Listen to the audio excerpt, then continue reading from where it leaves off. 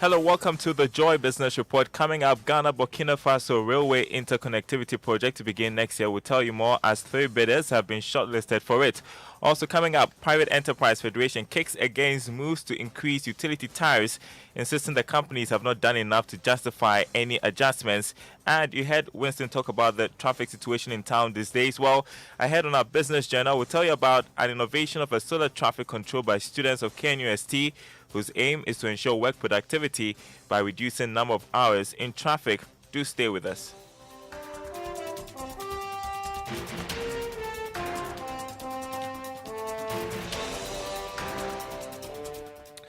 My name is Darryl Kwal. This morning, the about 1,100-kilometer railway connection between Ghana and Burkina Faso is expected to begin by the middle of next year, all things being equal.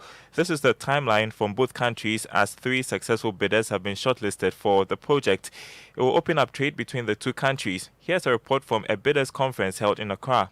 The vision to have railway interconnectivity between the port of Tema and the capital city of Burkina Faso, Ouagadougou, remains a key priority due to its importance in accelerating the socio-economic growth and development of Ghana and Burkina Faso. The 3 bidders that were engaged at the bidders conference, which includes frontline investors Telubidi, Motor Angel Africa, and Siemens, are expected to submit their technical and financial proposals by July this year to enable the 2 countries continue with the process. According to Railways Development Minister John Peter Amewu, the project is on course as planned.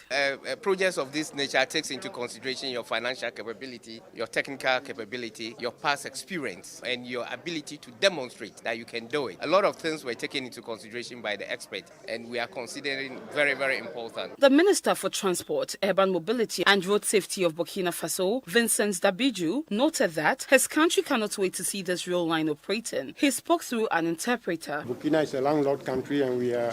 J'allais dire que le Burkina Faso est beaucoup plus pressé que le Ghana même. We have to say that Burkina is more urgent for Burkina than even for Ghana. Voilà, là où je parle, le président Roch-Marc Christian Kaboré a déjà donné des instructions et chez nous, les terres ont été déjà libérées pour attendre donc le tracé du chemin de fer. And our president has already given orders for lands to be liberated for this project to start. The line stretches from Mpakadan through Hohoi and Yendi to the capital of Burkina Faso, Ouagadougou. That was Ebenezer Sabote's report read to you. The Private Enterprise Federation is kicking against any moves to increase utility tariffs in the coming months. There are currently proposals by the various utility firms for an urgent upward adjustment in tariffs to keep them in business and deal with the current power supply issues. But speaking on PM Express Business Edition, Chief Executive Nanose Bonsu said these companies have not done enough to justify any increase.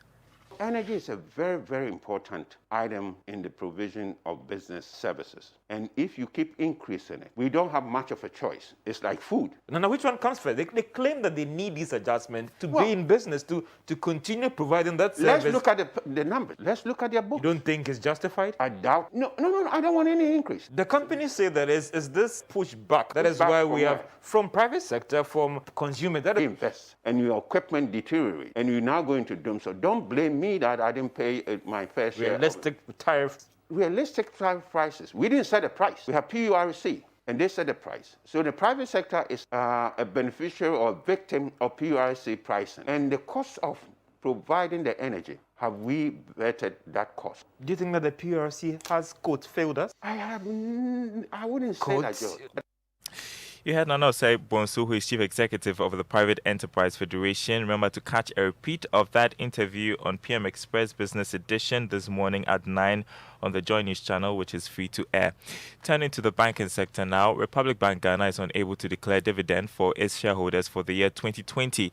This is in compliance with the Bank of Ghana's directive for all banks and specialized deposit-taking institutions to desist from distributing dividends to shareholders for the financial years 2019 and 2020.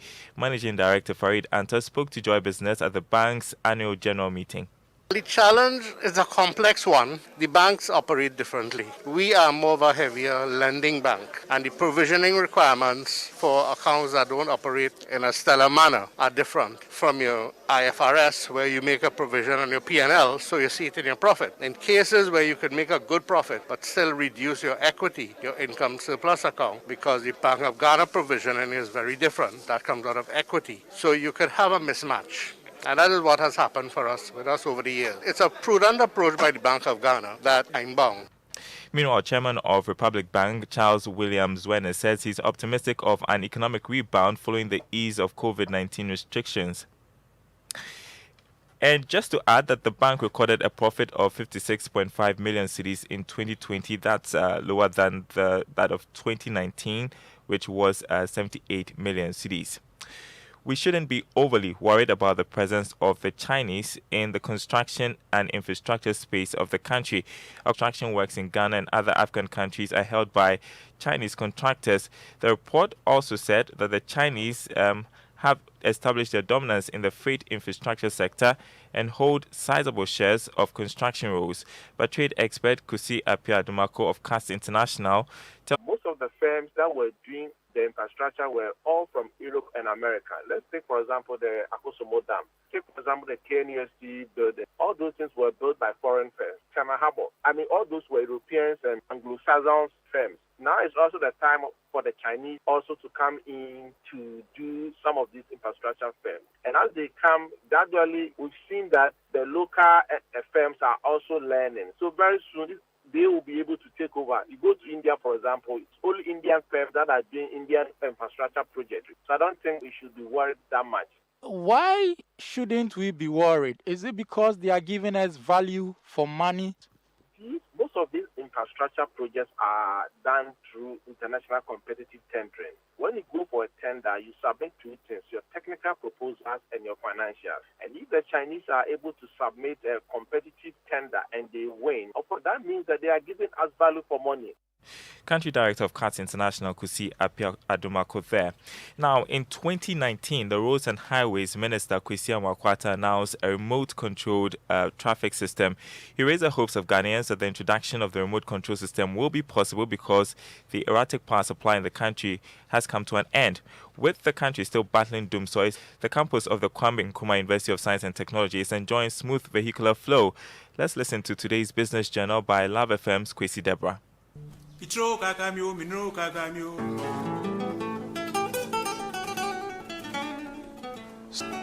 the Great Junction of KNUST, the first set of solar traffic lights are spotted. This controls the vehicles going to Ayediase and the main campus. At the center of the main campus, the traffic lights control vehicles moving to the various colleges. The traffic on campus was initially manned by campus security. A project led by Professor Ruben Tamaklo of the Physics Department in 2014 sought to eliminate the situation. Bruce Christopher is a postgraduate student at the Physics Department and a member of the project team. People who previously worked on this before we came in 2014, they tried to stop security men standing and directing traffic. So over the years, it's more about getting students to come on board. It's a team now comprising of master students, undergraduate students, and lecturers. I think it's improved student technicalities, giving some implementability. You get some small money as you do this kind of things. The traffic lights can run for a week without sunlight when it is fully charged. Victor Duchum, also a postgraduate student and member of the team. Try looking at how to does the LED hairs, the brightness of the LED hairs. Okay. So with that, we can calculate the number of batteries and solar panels needed to power everything without going off. Okay. So if we don't have solar energy for, let's say, a week, the system can still run. And so we factored all this into the design. Right. So the solar panels we are using is actually 24 volts rated, and the batteries are 12 volts, 2 in series. So for this entire project, we spent around 85,000 Ghana cedis. Yes. A number of traffic lights in the country have been non-functional for some time now. City authorities have issued many promises to repair them. Perhaps the Roads and Highways Ministry can channel the money for the remote control system into the solar traffic lights. With the availability of student technicians, Ghana would not have to struggle in getting technicians to repair faulty traffic lights. The KNUST approach has been long overdue. For Joy News, Kwesi Deborah. And that's really cool. Kwesi Deba bringing us today's business journal. Before we go, let's check the currency market. The cedi maintained its relative stability as 5 cedis 77 pesos should get you the dollar this morning. The British pound going for 8 cedis and the euro selling at 6 cedis 89 pesos. On the commodity market, crude oil is selling at $65.78 a barrel. Gold went up by 26 cents to open trading at $1,784 an ounce. Cocoa also gained $3, is selling at $2,442 a ton. There's more news on our website, myjoyonline.com/business. My name is Daryl Kwao. Happy Friday to you all. Back to Kojo. That's it. I take them again. And you know, the Drive Safe campaign is really picking up steam. So Parliament discussed it, the Select Committee. They watched Seth Kwame Boateng's documentary and actually, made some resolutions and asked some questions and, want to explore what's going to be happening from that angle as well. Because, Charlie, some of these things... we are making headway. We are making headway. We need to. There are certain decisions to be made. I mean, for example, around abandoned vehicles. We've been here before, right? Yeah. We were not happy with the original suggestion. So what's the alternative? What are we going to do instead? Because we must do something. We must do something, and I hope whatever recommendations are made are also enforced. Yeah. That's the other thing. Talk, and then in the end... Anyway. So... Shall I have a good weekend there? You too. Don't do anything I wouldn't do. I wouldn't. That's a very, very long list of things that I wouldn't do that you would. Daryl and the team return on Monday with more from the world of business. Right now, though, let's get our inspiration on. With our inspirational song brought to us by the kindness of CPL developers, Oasis Park Residences, more than a home. And you know what? It's a Kofi Kinata kind of morning, don't you think?